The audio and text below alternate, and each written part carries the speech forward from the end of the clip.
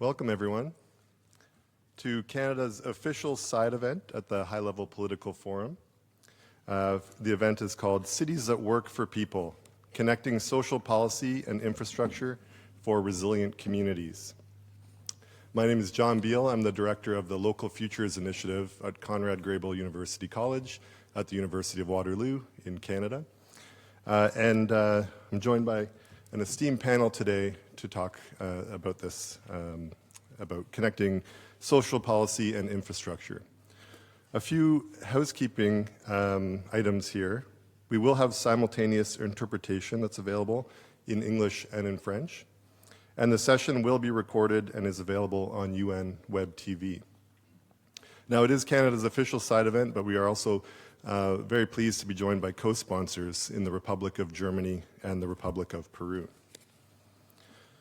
So today's session, what we're really looking to explore is how can strategies and solutions for confronting various challenges related to the mounting pressures and risks that communities face globally, how can we focus on physical infrastructure investments and social inclusion outcomes, such as accessibility, equity, and housing stability, and how can those be considered together? Building resilient communities requires infrastructure planning that takes account of community needs and local realities from the very beginning.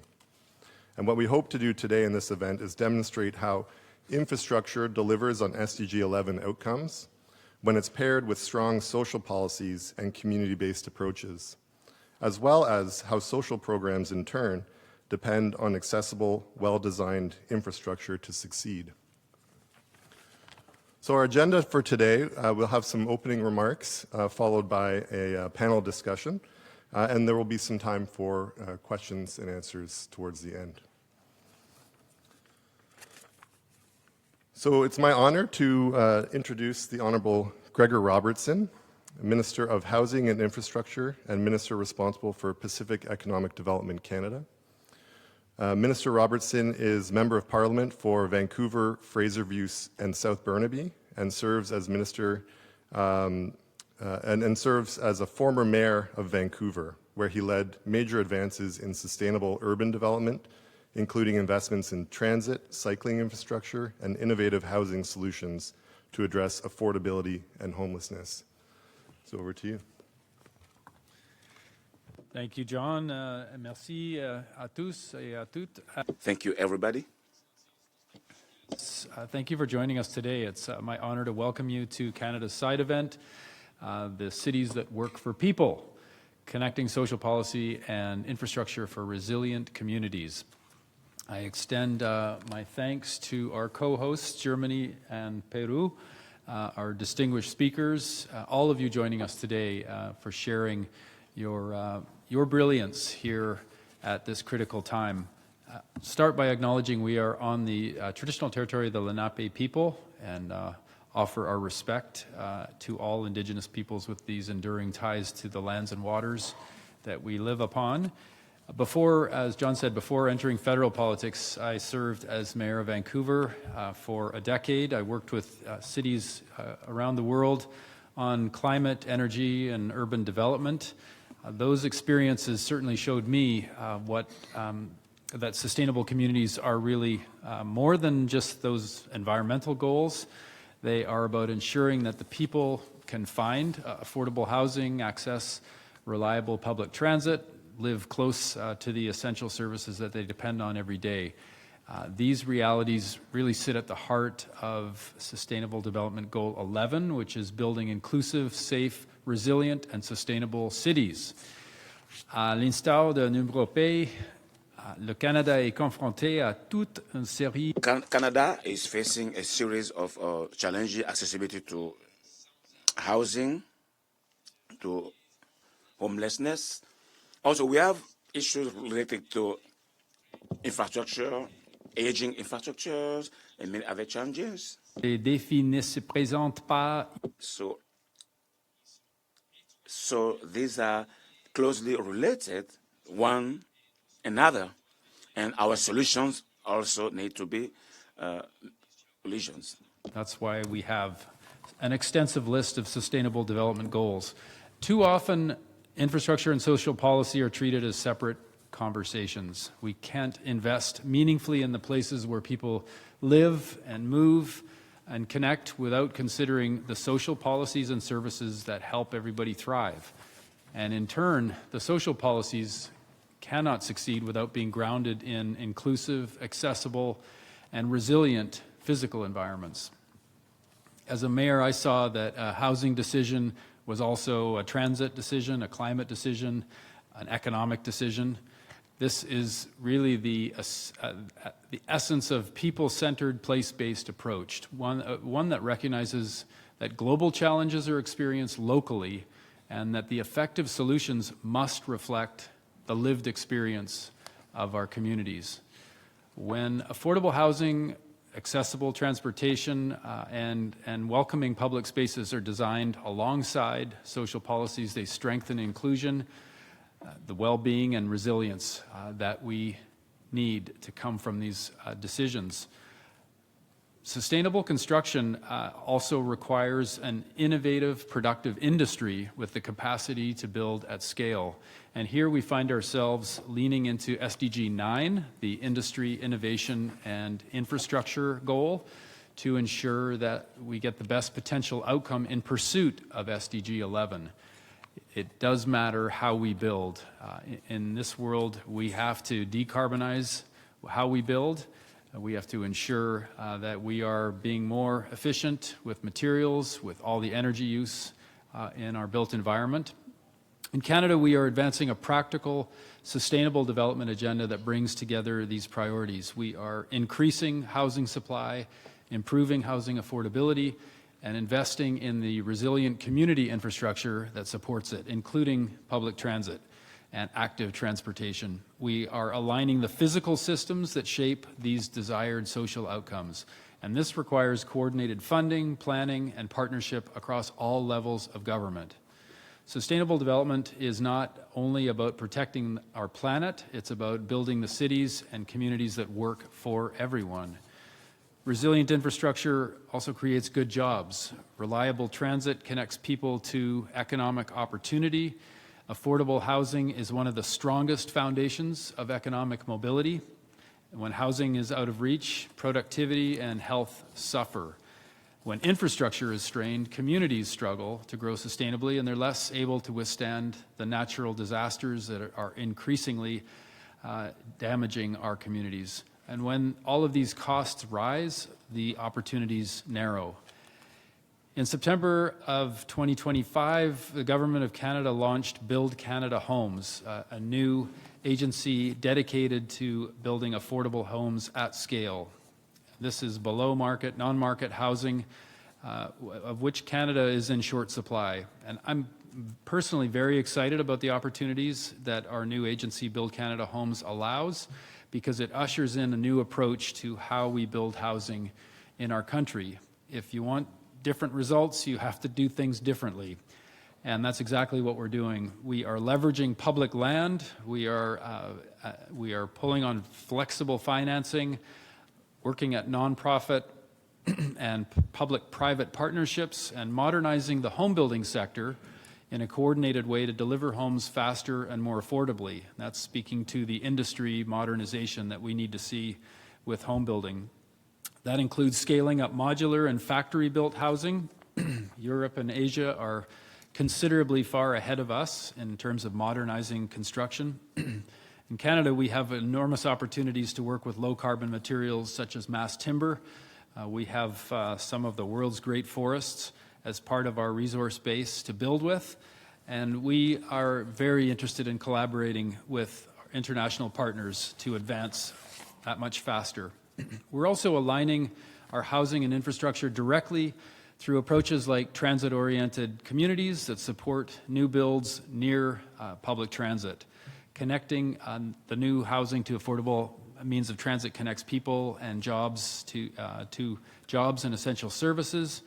We're also funding housing-enabling infrastructure, such as the wastewater, water, stormwater systems to support housing growth, while advancing another of the big Sustainable Development Goals. That's number 6, clean water and sanitation. Obviously, all these have to work in harmony. We are investing in climate resilient infrastructure everywhere. With all of the infrastructure we build going forward, it has to be future-proofed and ready for the impacts that we know are more and more frequent. And obviously those investments protect people and livelihoods. Housing infrastructure and climate pressures do not operate in isolation. The boundaries that are often drawn in the policies don't reflect how challenging and how the challenges are experienced in people's day-to-day lives. And that's why Canada's approach is about aligning those priorities and policies with how we build. À l'approche de 2030, At the 2030 agenda, horizon, we are trying to make decisions. As many of you in Canada, we are adapting over time. It's why world collaboration is key. Fortunate to hear from speakers representing global, national, and local perspectives. Honored to have a mayor from Yorkton, Saskatchewan, joining here on the speakers panel to hear that local perspective. We take that very seriously in our country. Their insights will help ground this conversation in the practical experience and the forward-looking solutions that we need. So let's remember the 2030 agenda is not just a roadmap, it is a call to action. Thank you very much for the opportunity to bring us all together, and look forward to hearing the dialogue. Merci beaucoup. Thank you. Very much, Minister Robertson. It's my pleasure to invite our co-sponsor from the Republic of Germany, Dr. Babel Kofler, Parliamentary State Secretary to the Federal Minister for Economic Cooperation and Development. Dr. Kofler has also served as a member of the Bundestag since 2004 and has previously held the role of Commissioner for Human Rights Policy and Humanitarian Aid, bringing a strong focus on inclusion and global partnerships. Please, the floor is yours. Well, thank you very much, Honorable Minister, honorable colleagues on the panel, mayors from Yorkton and from Saarbrücken. We also brought a mayor from Germany here to really have the cooperation on that level then. Excellencies, ladies and gentlemen, first of all, I really want to thank Canada for coming up with the idea of such an important topic, for having a side event on that such an important topic. And for us, it's a great honor to be part of that discussion today. We are all discussing how we can shape cities, how we can offer good quality for the citizens, for all citizens who live in our cities and communities, and how to promote equal opportunities, safety, sustainable living. And I think this is the question which is in the heart of the discussion we will have today. Despite progresses we made in the last decades in really fostering or supporting sustainable urban development, we know that there are a lot of challenges still persisting. For example, yes, there's investment in infrastructure, but if we are honest, the investment in infrastructure, in mortar and bricks, is most times much quicker than the social inclusion which has to come immediately within that constructing the new infrastructure. The infrastructure is built, but we all see that not everybody is, or everyone is benefiting the same way. Not everybody has the same access to communal services, is included in the same way when crises are occurring, when reaction is needed, for example, with floods or with heat waves. We see today that estimated 1.2 billion people worldwide live in informal settlements. And that is in fact, in many parts of the world. And in some parts, they are already representing more than half of the population in the cities. At the same time, large parts of infrastructure and housing remain, as I was pointing out, only accessible for a few people, or maybe not a few, but not the majority of citizens. Well, addressing this disparity between physical development and social inclusion is increasingly urgent in the view of what lies ahead. As European, if I look to my neighboring continent, Africa, in sub-Saharan Africa alone, urban population are projected to nearly triple by mid-century.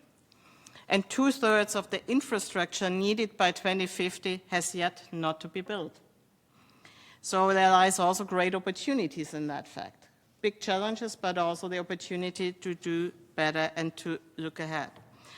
And that is why German Development Cooperation is supporting a just transition in cities worldwide. A transition to low-carbon lifestyles that is socially just and leaves no one behind. And of course, we cannot do that alone. That would be really a little bit overestimating our forces. So we are working with partners around the globe and like to promote integrated urban development across sectors. That's also important, from housing to mobility, from water supply to waste management. And we always try to combine this approach with a strong focus on inclusive governance. Together with our partners, we involve the people who are affected in planning, and we are organizing services close to the community. When we connect bricks and mortar with social inclusion and local ownership, we help build cities that are more sustainable and social just, making the people more resilient to future challenges and crises. We are partnering with countries, with the local level, with civil society, but we are also partnering with the UN level, with UN Habitat, which takes this integrated approach. It promotes poverty-oriented, gender-responsive and disability-inclusive urban planning as the essential global standard. And we are very happy to support from the German side UN Habitat in that endeavor. Good policy design at the national level often does not automatically translate into change at neighborhood level. And local innovations rarely feed back into national SDG processes. And we are also here closing that gap. The gap, that is one of the central challenges I'm sure we will discuss today. Therefore, for us, it is important to support partner countries also in their fiscal decentralization. That's why we have communities also here, but at the other end, we don't have to only pass on the challenges and the duties, but there has to be at least some financement. I have to say that my mayors are watching me, but there has to be some financing, of course, alongside with the passing on of tasks and duties. So this fiscal decentralization and the effort to support the community and the local level is key.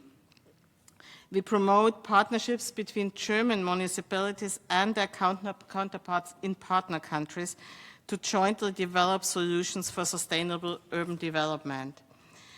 And as co-chair of COP28 Coalition for High Ambition Multi-Level Partnership for Climate Action, Germany advocates for a better alignment of national and subnational governance. In this spirit, more than 10 subnational representatives are part of our German delegation, also here at the HLPF.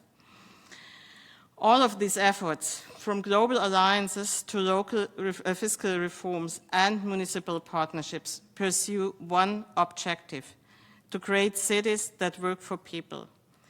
This is where infrastructure and social policy are connected, where no one is left behind, and where resilience is built from the neighborhood level upwards. Germany will take the insights from today's discussion into our bilateral partnerships and into our engagement in the new urban agenda process. I'm looking forward very much to that conversation we have today, and I want to thank you very much for your attention.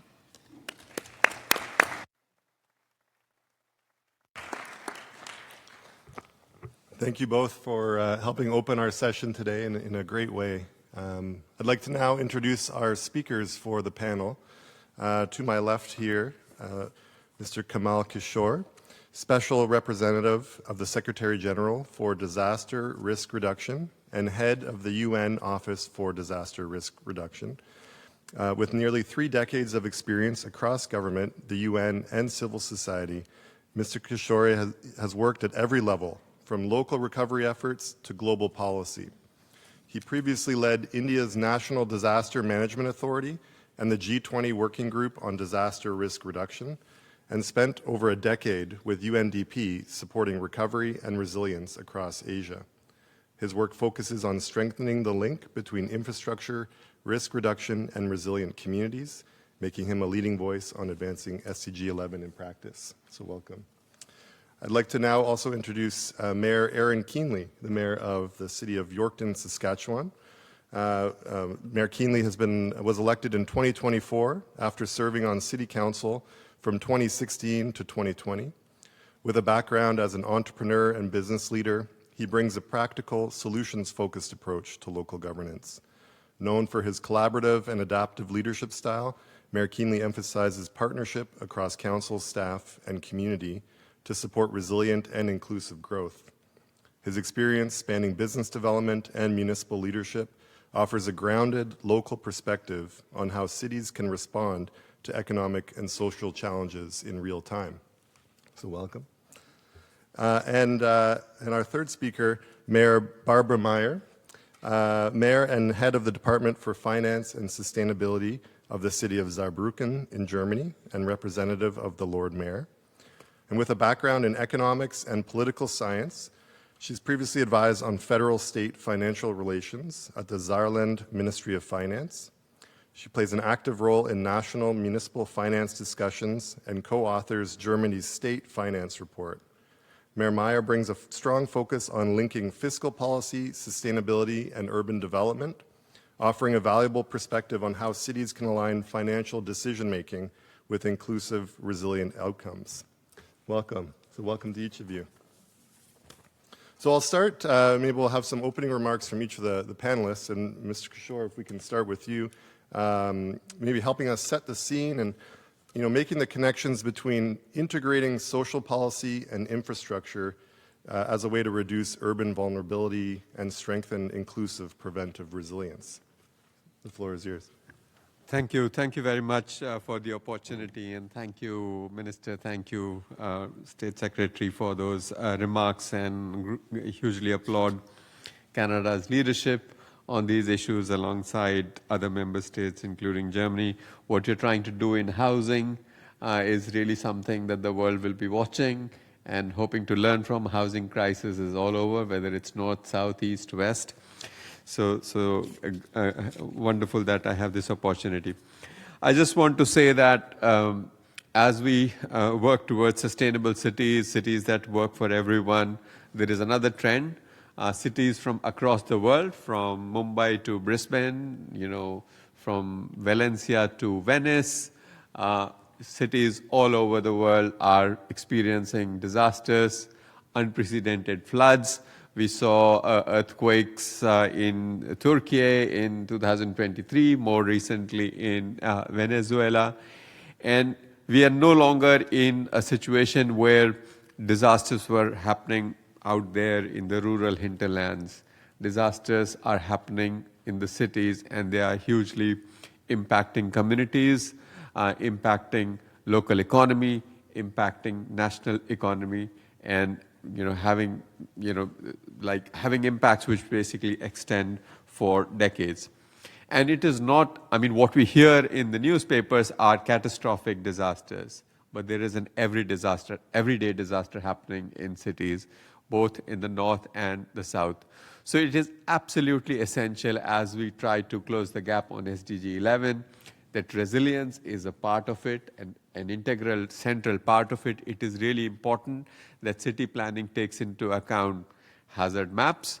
The regulation takes into account the fact that all the new infrastructure and all housing is resilient to hazards that a city is exposed to.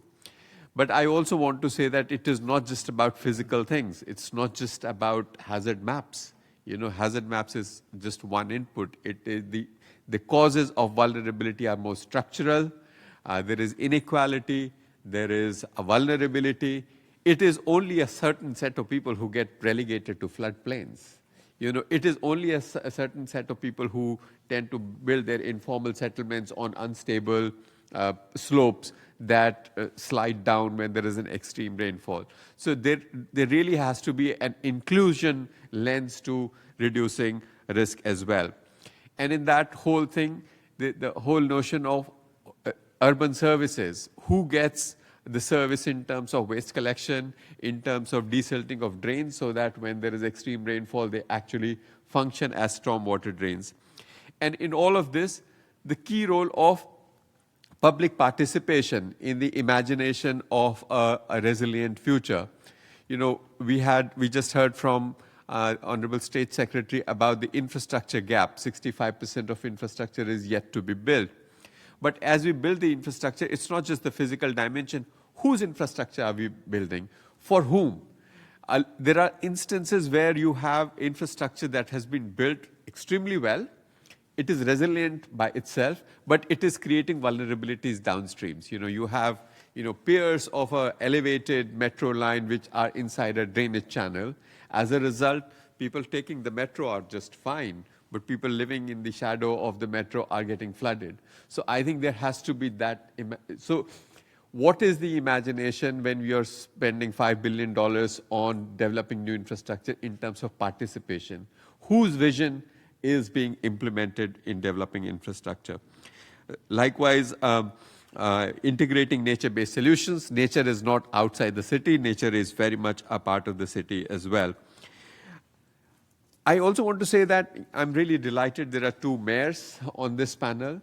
I think cities are really leading the charge on reducing risk and building resilience.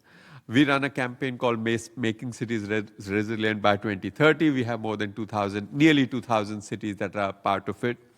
But cities are constrained. The municipal finances in many cities, particularly in developing countries, is really, there is no fiscal space. Cities are spending 80 to 90% of their revenue in just paying salaries. So what is the new imagination that we can bring to that? Let me now turn my attention a little bit to housing. I want to quote just one statistic. A little over 2 weeks ago, we had a big earthquake in Venezuela. 50 to 60% in initial indication of losses are in the housing sector. So while, Honorable Minister, we try to close the housing gap, it is really important that we close that gap in a manner that we build resilient housing, which can withstand the hazards, not just of now, but also into the future. It is also an issue of inequality. The new imagination that you're bringing about in terms of prefabricated housing, etc., will be a big step forward in closing that gap. There is also an issue of what is the kind of market intervention we can have. Cities where large part of housing market is driven by speculators, by definition almost, builds risk, because speculators have no interest in long-term resilience. They want to make quick money. How do we address the issue of equality in housing market so that everyone who's investing in housing has a stake in reducing risk and building resilience? Thank you very much. Really looking forward to this conversation now. Thank you so much. Thank you so much. I think let's turn now to Mayor Keenly and bring in that local perspective for some opening remarks, especially thinking about some of your challenges in infrastructure development. Yeah, thank you, John. Thank you, Minister Robertson, for hosting us, and State Secretary, other members of the panel. I think it's going to be a really great conversation. It's awesome to have another mayor from another place in the world, and also we come from different size communities, so I think there's going to be a real fulsome look at different communities throughout the world. So for myself, I am the mayor of a small city in Canada, in rural Canada, in Saskatchewan, named Yorkton. We have about 20,000 residents in our city. Our surrounding region that we serve is around 150,000 people, but that tax base, again, is the 20,000 people that live in the small city. It's largely agriculture would be our foundation, so when you think of all the farms out on the prairie plains, that is where I live. We also host major industry that works with agriculture, so we have oat processing plants, we have the world's largest canola crushing plant, so if you're picking up canola oil anywhere, it's probably potentially come through my community. And then because we support the region, whether it be healthcare, education, business, people are coming from all over our region, crossing 2 different provinces to come to Yorkton to do their shopping and visit their doctor. That kind of sets the stage for the community that we have. Certainly, like many communities, probably everyone that's here, it comes from a community with an infrastructure deficit. And we certainly see that. I think there's lessons that can be learned from the past, and sometimes when we aren't putting money aside or we aren't maintaining our infrastructure, we get in a position like we are today where not only are we worried about the problems and trying to deal and solve the problems of today, but also planning for the future and having to repair some of the things that have happened in the past. So I think having really strong future foresight is important. I think there's a shift coming, and I'm going to talk a little bit throughout the questions, I think, on the communication and the relationships that we need to build, not only with other levels of government, but certainly with our own residents to encourage that forward-thinking, future planning mindset. One of the major infrastructure pieces that we're currently challenged with is, again, small community. We have the wastewater treatment capability to deal with our population, but because of the growth in agriculture, manufacturing that happens, or processing, I should say, we've reached a point where not only is our aged infrastructure at capacity and not complying with environmental regulations, but also we are looking for, obviously, economic growth. These companies have brought jobs to our community. We are in desperate need of housing. There are things like our provincial government is looking to put a new healthcare facility in our city, but the bottleneck is this wastewater treatment plant that simply needs to be replaced. And so as we look at that, again, we're supporting the region, we're supporting our province and country in food processing, and we simply don't have the tax base, as many smaller communities and smaller cities don't have the tax base to pay for major infrastructure. So we're looking at, anywhere from $200 to $300 and some million for this wastewater treatment plant, and again, going back to our tax base being only 20,000 people. There's been a lot of good planning done by our administration and by council in setting funds aside and reserves, knowing that this is coming, as well as being a good steward of those utility rates and making sure that everybody is paying their fair share. And we're bringing in the amount of money that will be needed to pay the portion that is necessary for this infrastructure. The other thing, and going back to relationship, that we're dealing with is with both the provincial government and the federal government, and building those relationships. We've had strong relationships with Minister Robertson's staff and with himself, and also in our province with those people, looking at ways that we can collaborate on the funding. When I think about, again, going back to the social part of it, and I think something that needs to be stated is that I really try to focus on the foundation of things. And so when I look at all the work that I'm doing, our council's doing, our administration, all the people probably in this room that are working their jobs, it's for people. That is the foundation.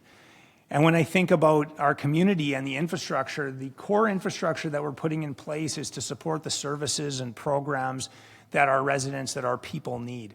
So people are at the heart of this. And I think, again, if you look at those foundational pieces, that's where you'll find solutions, and that's where you'll find success. So we've been working hard to find different ways to work with our current facility and what we have. We've seen major flooding as of recent, and planning from the past that was very strong, very good, helped us to navigate through a period of flooding that maybe some of our neighboring communities struggled with. But again, this one facility and one piece of infrastructure is a bit of a bottleneck. And so working hard to find ways to solve that so that we can have more economic development, healthcare can be better in our community, we'll see housing growth. We're working with a number of organizations, social organizations in our community, to look at ways that we can provide transitional housing and affordable housing. Again, with the bottleneck in mind, that is this critical piece of infrastructure. But those are some of the challenges, as well, as was mentioned, the opportunities that our community is facing, and honestly, really enjoying the work of trying to navigate to find solutions. Thank you.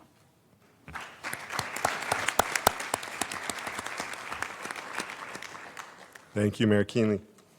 Now to you, Mayor Meyer, for opening remarks. How you're navigating challenges tied to shifting economy, infrastructure, and urban planning using forward-thinking strategies in Saarbrücken. The floor is yours. Yeah, thank you so much. I'm really honored to be here today and have the opportunity to share some thoughts of my city, Saarbrücken. Let me just, give you like 2 or 3 words about Saarbrücken. Saarbrücken is the capital of the German state of Saarland in the southwest of Germany. And you probably wouldn't know Saarbrücken, but you certainly know Paris, I'd say. And Saarbrücken is actually only a 1 hour and 50 minutes train ride away from Paris. So we are actually closer to the French capital than we are to the German capital. And that kind of makes us unique because we are located actually right on the French border. And for us, we combine the best of 2 countries, we always say. We are kind of a German-French capital, and European cooperation in our everyday life is not an abstract idea. It is actually part of our everyday life.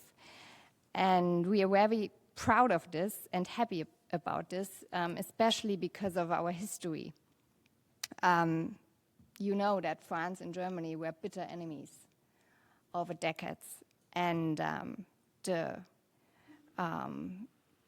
the conflicts there were, like in the state of Saarland, in Saarbrücken, the bloodiest fights were there. And today, we are close friends, like the closest friends you can imagine. And I think that Saarbrücken actually is one of the examples that shows us that reconciliation is always possible. Maybe that can give us a bit of hope today in these times. We fight for sustainability for many, many years in Saarbrücken. We were one of the first cities in Germany that supported the Agenda 2030 in 2017. We have a sustainability strategy. We have a committee for environment, climate, and sustainability. We have a steering committee that tries to bring forward the sustainable goals.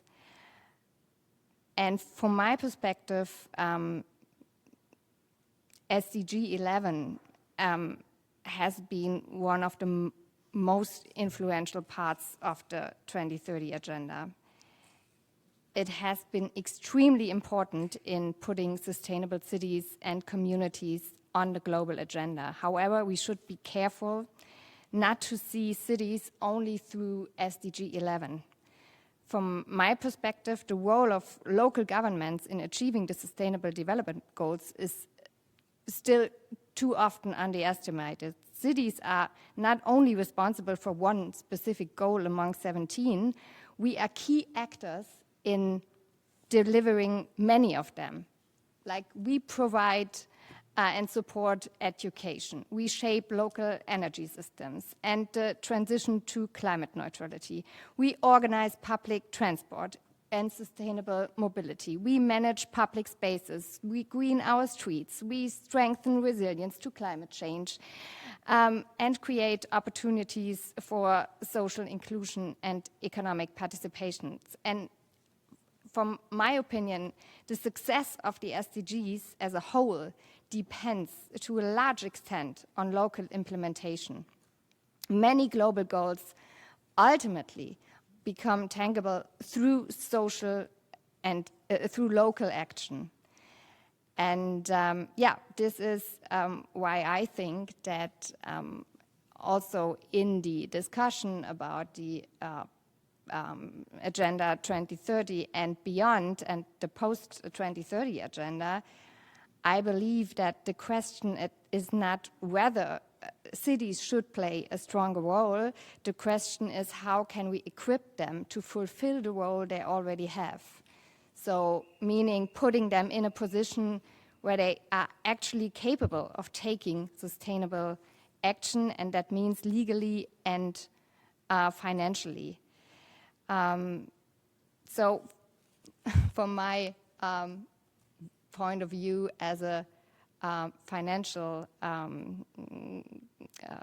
the financial commissar of Saarbrücken, as always, without financial capacity, sustainability remains an ambition, but with financial capacity, cities really can turn sustainability into reality.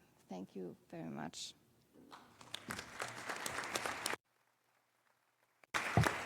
Thank you so much. Before we continue, I'd be remiss just to not recognize a couple more members of Parliament from Canada. On stage, we have Annie Koutrakis, Member of Parliament for Vimy in Quebec, and also the Parliamentary Secretary to the Minister of Jobs and Families. Annie will deliver the closing remarks for the session today.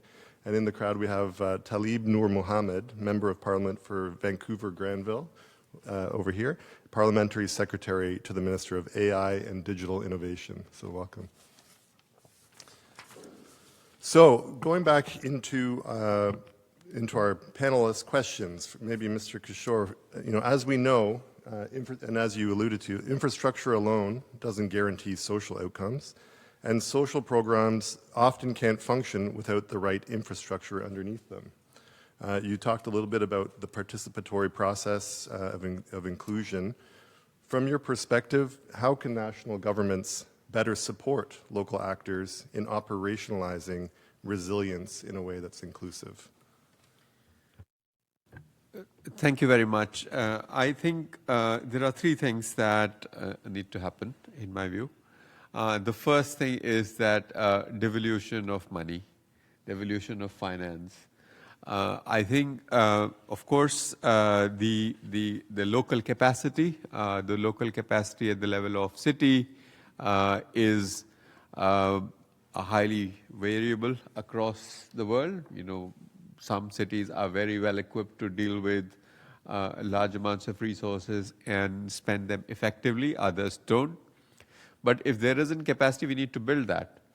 But at the same time, that enhancement of capacity and devolution of finance needs to happen hand in hand, not linearly. I think if there is one risk worth taking, is the risk of devolution. I don't think there is any risk, but if we have to take one risk, that's the one. The second thing is that it's really important that large infrastructure systems that are financed from the national governments have the voice of the citizens of cities have a place in imagining what that infrastructure is like. So it cannot be a top-down thing. So infrastructure for whom, towards what outcomes in terms of service delivery, for whose benefit. I think that a lot of the times large infrastructure investments have their own political economy, which tends to neglect and tends to overlook local perspective, doesn't give enough space for the local voice. And the third one I would just say is that, the mayor from Germany just talked about the fact that actually in some ways SDG 11 is a keystone SDG. If you do SDG 11 very well, you will achieve water, you will achieve energy, you will achieve better infrastructure, you will reduce poverty, you will reduce inequality. It all really becomes real at the level of cities. From a disaster risk reduction perspective, I always say that disasters don't happen in countries. They happen in cities and villages and towns. Country is a concept, cities are the real deal. So in that context, it is really important that the whole notion of even Rio Conventions, particularly biodiversity, nature-based, must really become a reality at the level of cities as well. Thank you.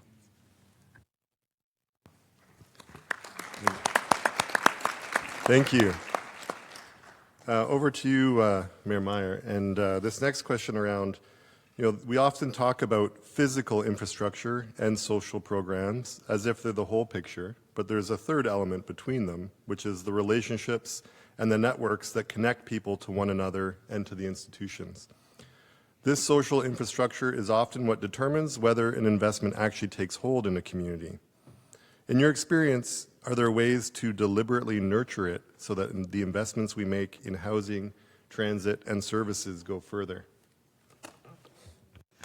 Yeah, thank you for that question. I very much agree with that observation, actually. There is indeed a third element between the physical infrastructure and the social programs. I would call it simply trust. Trust between neighbors, trust between citizens and public institutions, and the trust that people can actually influence the future of their neighborhood. In Saarbrücken, we use what we call integrated neighborhood development concepts. I don't know if that's the right translation, actually.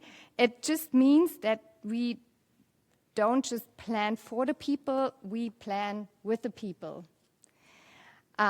Participation is at the heart of this process.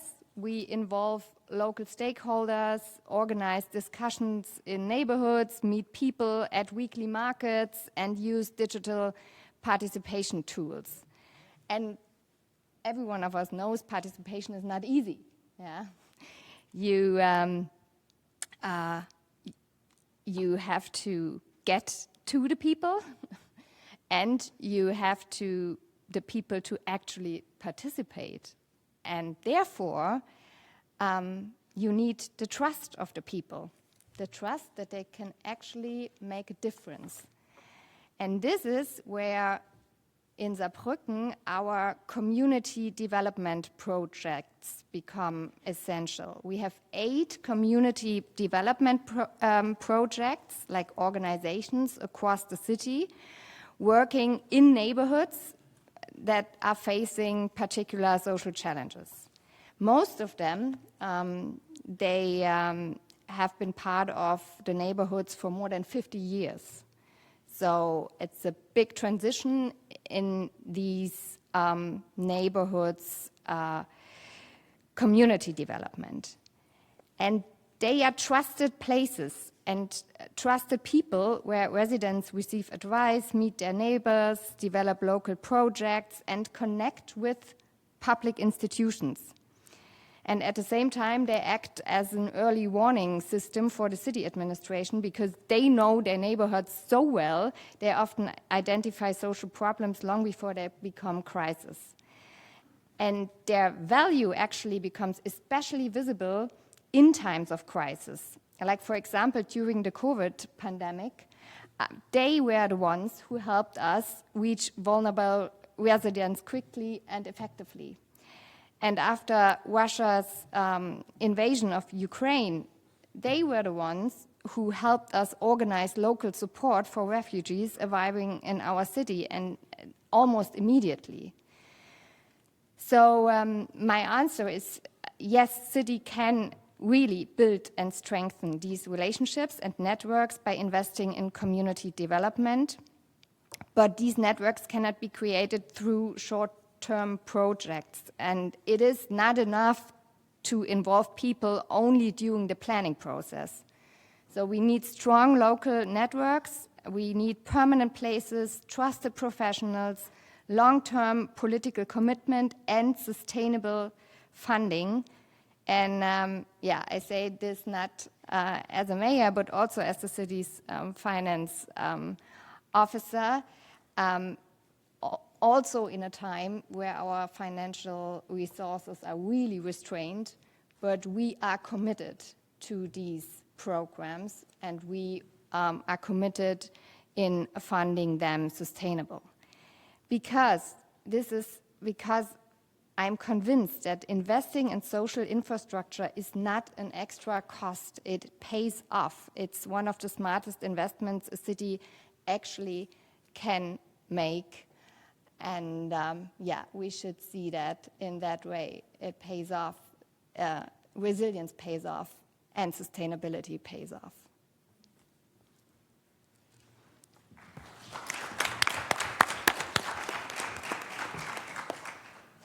Thank you so much. Over to you, Mayor Keenley, and kind of building on that idea of resilience. And, you know, the cities navigate many challenges from aging populations, climate pressures, demographic change, and all at once. They all come at once. And often that requires different kinds of responses in the way you design in the city. And so wondering how do you approach building infrastructure and social programs in a flexible way that allow you to adapt as conditions shift, especially when the future is becoming harder and harder to predict?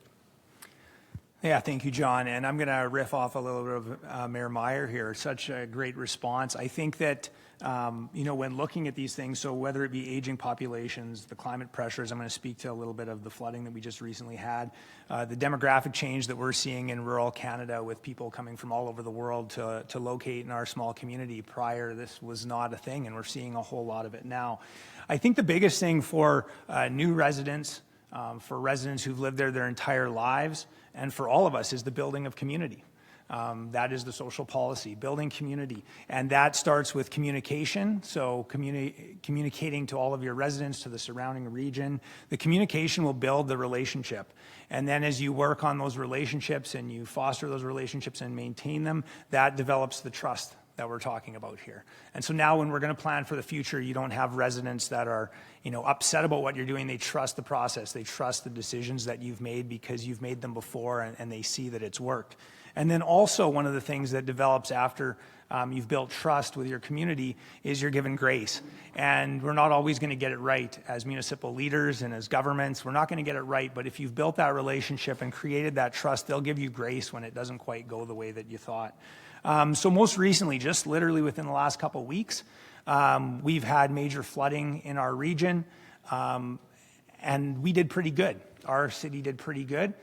We didn't see a lot of widespread sewer backup that we've seen in previous floods. We had an absolutely disastrous flood in 2010 and another one just a couple years later where entire neighborhoods were wiped out. They're now green spaces. We've put in floodlands there and just left it as green spaces in preparing for should this happen again. The point I want to make on this is that when I was elected on council 10 years ago and we were looking at flood mitigation, and I'm new to this, I'm just an entrepreneur, young guy who's coming on, and they're talking about tens of millions of dollars, which for a community like ours is a ton of money. And I'm looking at these plans and I'm like, man, I want to build a new arena. I want to do something that's fun and for the community and right now. And the more that you get into the work and the more that you listen and you understand the needs to plan for the future, to be resilient, to plan sustainably for things that could happen, you find yourself in a position where, like, yeah, let's work on this flood mitigation. Let's work on the water and where it's going to go should this ever happen again. So again, the reason I bring that up is that we've just had a flood and we didn't have major problems. And so now I'm able to go and talk to the residents and they're like, wow, we made it through. And unfortunately, and my heart goes out to the neighboring communities because we've been there. I stopped by my parents' home during the flood of 2010, opened the back door to see if everybody was all right. And there was a television and a couch floating by right at the ceiling level of the basement. I've seen the disastrous floods before, and right now we're dealing with multiple First Nation communities. One of them has no road access. A temporary emergency bridge has had to be brought in. There's a number of other communities downstream from us that are completely flooded out. And the story that I'm able to share with my residents is the fact that look at what those decisions 10 years ago, 15 years ago, when we put those tens of millions of dollars that none of us knew, like, is this a good idea? Why are we doing this? I don't know. The fact is that the climate is moving in different directions. It's unpredictable. We don't know what's coming, and you have to prepare. You have to. But then what we need to do is we need to communicate that to our residents. We need to communicate it to them because someday some of those residents are going to be sitting as councillors or mayor or administrators in our communities, and they need to have that future foresight. They need to be thinking about building resilient and sustainable communities.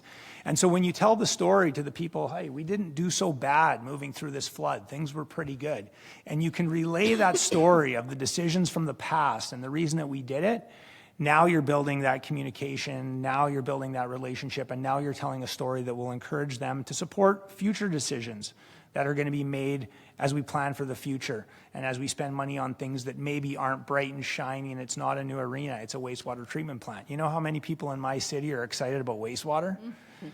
Not many. But the truth is that things like this, we realize, so with this flood that happened, again, we're a city of about 20,000. We have about, because of our industrial partners, we have about the wastewater of a city of 40,000 that rolls into our plant. And through this flooding time, we saw levels of over 110,000 population equivalent water coming through. And we ended up having to pump, or bypass millions of liters into the water, into the river, because there was just no place to put it. So now when I talk to my residents about the necessity for us to spend large amounts of money, hopefully in collaboration with the provincial and the federal government, but large amounts of money that my residents are going to spend when they want a new arena and they want new things, those wants are not going to outweigh the need that is that wastewater treatment plant, because the next time there's a flood, there is no bottleneck. There's no water that's going into the environment, and we're taking care of it. So I think telling those stories, communicating well is so important. On working with aging populations, so again, our region is made up of a lot of rural communities, and those communities have a lot of farm families. And what we see is that as the parents and the grandparents age, they move to our community. And so having programs for our aging population, for our seniors, is so vitally important. One of the things that we're now a little over a year into, when we received grant funding, is a program that I believe comes from Europe, but it's social prescribing. And seeing this amazing program where doctors can prescribe people who are, an example would be a couple on a farm. Maybe one of the spouses passes away, they end up moving into my city, and they've never paid bills before, or they don't know where to go to make friends or where the social events are happening, and they can actually be prescribed a community person that we've hired to basically help them navigate. We've also done social prescribing, or not social prescribing, sorry, barriers to access for our houseless and vulnerable population. So the access that they need, you just see barriers. When you try to get involved in the healthcare world, or when you're looking for some form of support, maybe you need ID, maybe it's food insecurity or housing. And so the municipality actually, coming up with, started with, I believe it was a federal grant, but coming up with the people to put in place to help people navigate the programs to get more involved and to be able to access healthcare, to be able to access some of the social supports that we have in our city is also really important. And then the demographic change that we're seeing in our community, as mentioned, we're seeing a lot of new people, new residents to our community, a lot of new Canadians, and really working hard to try to meet those people where they're at. And most recently, we had a delegation come to council. They have the people, they found the people to build a committee for the city of Yorkton to help us find the gaps.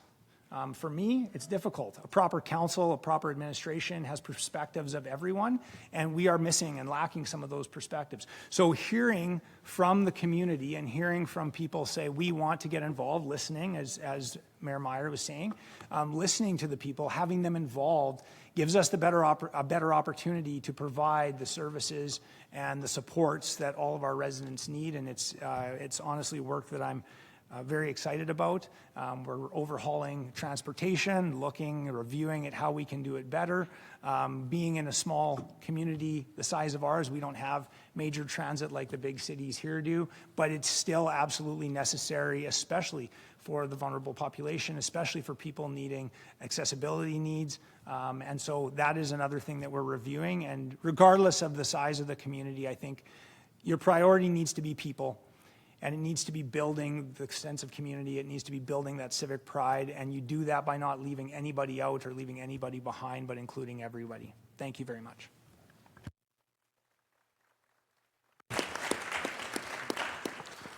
We've reached the stage where we are looking at final reflections. And so I will offer a brief question to each of our three panelists.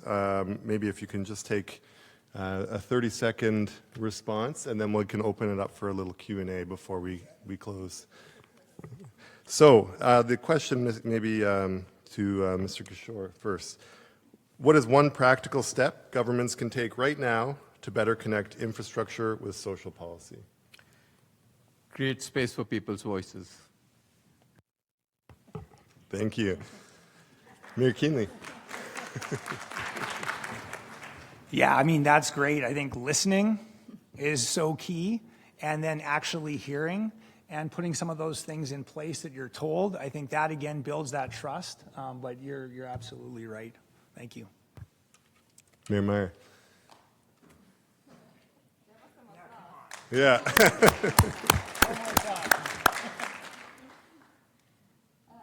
Yeah, that would be my answer, listening to the people and giving them the feeling that they are actually heard, so that they can make an influence. I think that's really important, especially in that time now when we need the trust of the people to save our democracy.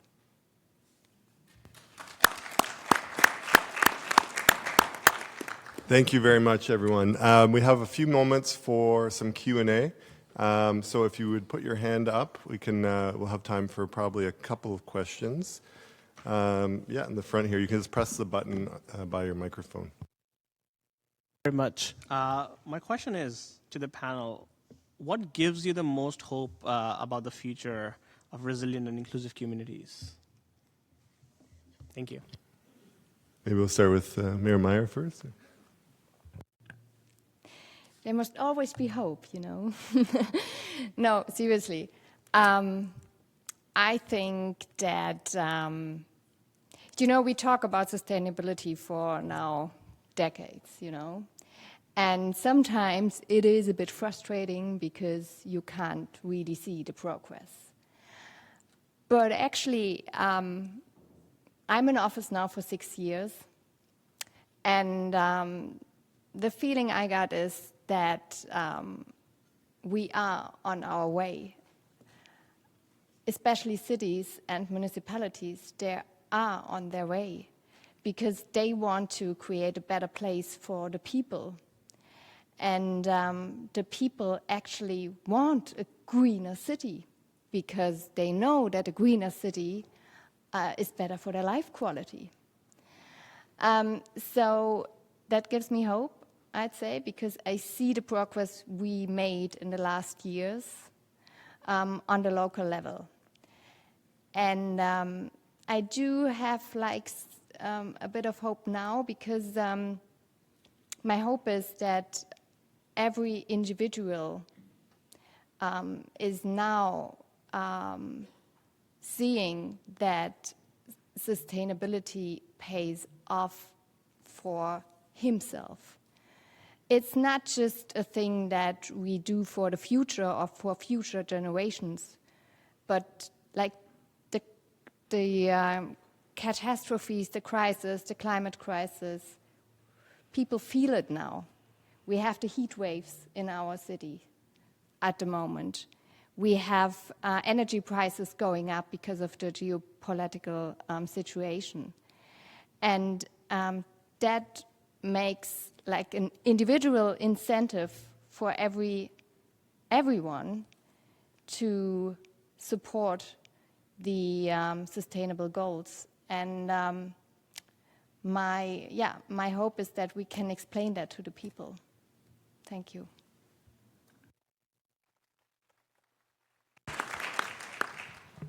Anyone else want to take a Oh, crack yeah, at that? sure. I'll take a crack. I wasn't sure if I was getting the nod from you, John, or if the floor is mine.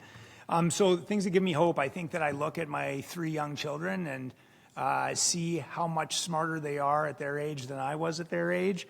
That gives me hope. And I think a lot of the topics that was brought up, green initiatives, climate change, understanding that things are changing and we need to be better, inclusion, all these things weren't necessarily things when I was a teenager, I'll tell you that, or a young adult. And so adults in the room sometimes still don't prioritize those things, but what gives me hope is the youth does. And so I'm seeing all kinds of trends come back, like thrift shopping, not just recycling, but reduce and reuse, slowing down consumption, unnecessary consumption. These are things that our youth are passionate about. You know, when I grew up, and I don't know if I'm going to go offline here, but, you know, drinking and driving was something that happened. Shouldn't have, but it happened. The youth now, they have no interest in that. They know it's not right. So I think for me, I mean, the short answer is the youth give me hope, and I think there's so many ways and so many great things we can highlight out of that. Thank you. I think we have time for maybe one more or two more questions. In the front row there, yeah. Okay, can you hear me? Thank you.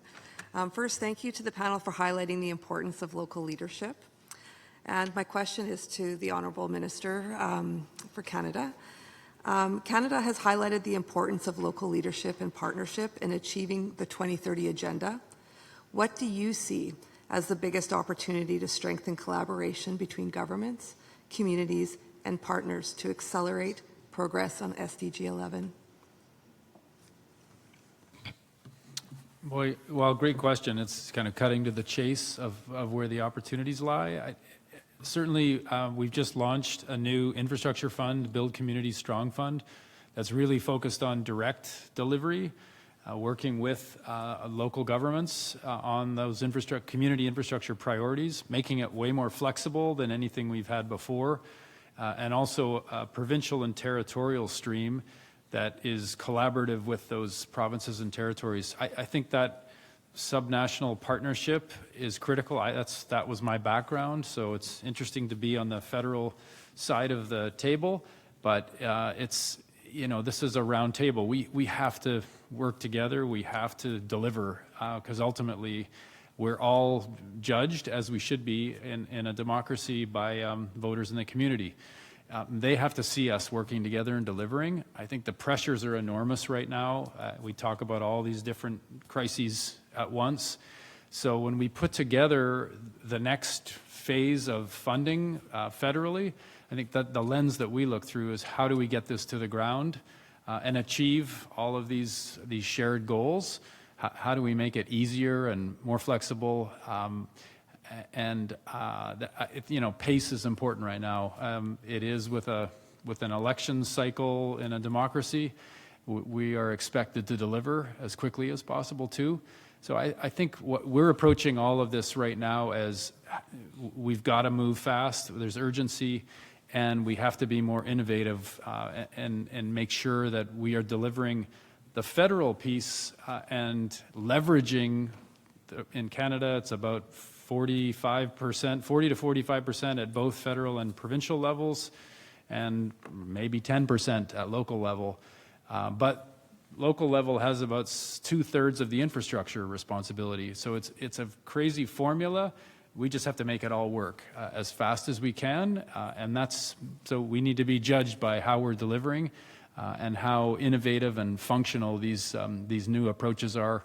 That's speaking with housing and infrastructure and communities. That's my department.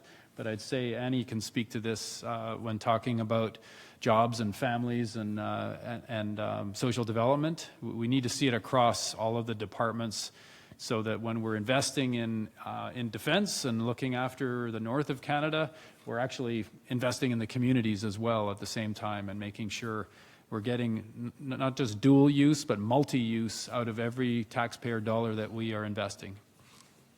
Thank you for the question.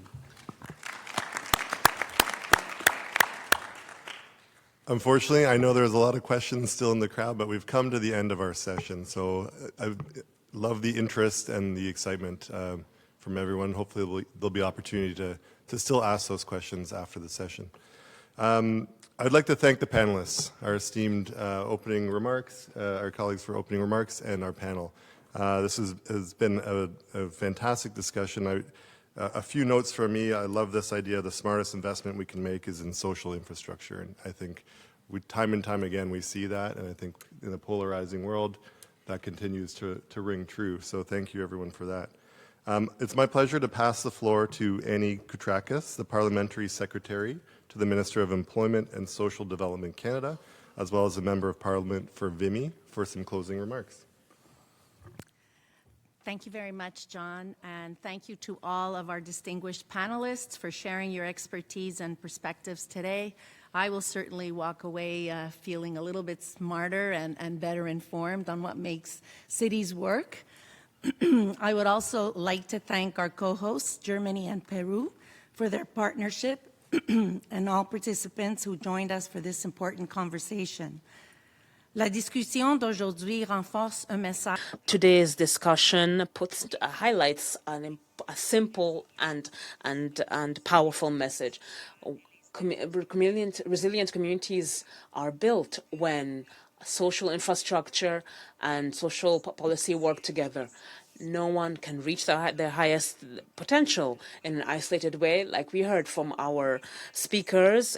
Investors investing in housing, transport, community services, accessibility, and public spaces produce the best results when they are built by thinking of people's needs and supported by a solid network of social support.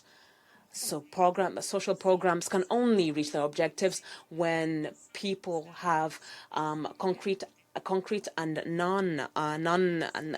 easy access to the services that they need. We heard how resilience requires proactive planning and risk reduction, how local leaders are responding to demographic, economic, and environmental pressures, and how communities can foster the social connections and civic trust that help people thrive. Together, these insights remind us that infrastructure is not only about what we build, but also about the outcomes we create for people and communities. Several themes emerged throughout our discussion. For me, what stood out the most is when we say that plan for the people, don't plan for the people, but plan with the people. And I always say, we as politicians and people who are in positions, the positions that we hold today, is we could never be ahead of people. And if we don't want to be ahead of where the people are, it starts with trust and open communication and active listening. So first, resilience must be inclusive. Communities are stronger when infrastructure and services are designed with the needs of all people in mind, including those who are most vulnerable. I would say especially for those who are most vulnerable. I'm feeling quite vulnerable these days. I'm recovering from a recent surgery, so I'm seeing the world from a very different lens in the last 6 weeks. So yeah, accessibility is very, very important. Second, local knowledge matters. Effective solutions are rooted in the realities of communities and informed by the people who live and work in them. I think we can all agree that we heard some very passionate mayors on this panel today that tell us why cities are so important and how it all starts there. And finally, collaboration is essential. Progress depends on partnerships across levels of government, international organizations, community leaders, and civil society working together toward shared goals. In that spirit, I would like to recognize the shared commitment demonstrated today by Canada, Germany, and Peru. While our countries may face different circumstances, we are united in our belief that sustainable development is most effective when it is people-centered, inclusive, and grounded in the realities of local communities. As we gather here during this high-level political forum, this conversation reminds us that achieving SDG 11, sustainable cities and communities, requires us to break down silos and connect policy objectives with the places where people live their daily lives. The SDGs are realized locally through practical partnerships, thoughtful investments, and community-driven solutions. Looking ahead, our task is clear. Let's continue to integrate social policy and infrastructure planning from the outset, learn from one another's experiences, and invest in solutions that strengthen both communities and the people who call them home. If we carry forward the lessons shared today, we can build communities that are not only resilient, but also more inclusive, accessible, connected, and prosperous. I would also say, let's actively listen, but truly listen to the youth, because they're very, very smart, And I am very fortunate in my current position to be working with youth groups, and I couldn't be prouder. Thank you once again to our moderator, our panelists, our co-hosts, and all participants for contributing to this rich discussion. I wish you all a productive remainder of the HLPF. Thank you. Merci beaucoup.